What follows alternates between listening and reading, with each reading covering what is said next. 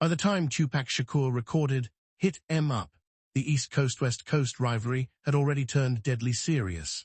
Tupac had survived being shot 5 times in a 1994 studio robbery, and he believed, publicly and repeatedly, that Notorious B.I.G. and Sean, Diddy, Combs knew about it in advance.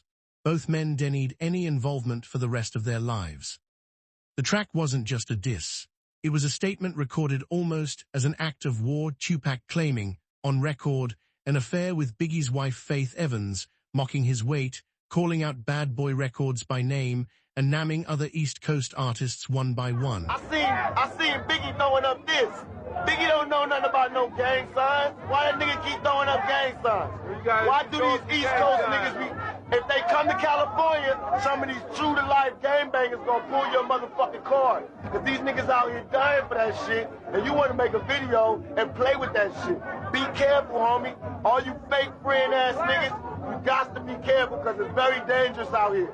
You could do that little set me up in the studio shit in New York, but a California nigga, that's where the G's ride. Okay. Nothing was coded. Nothing was left to interpretation. It dropped in June 1996 as a surprise B-side with almost no warning. The industry reaction was immediate. Radio stations were nervous to play it. Some artists named on the track responded publicly, others stayed silent, unsure how to de-escalate something already this explicit.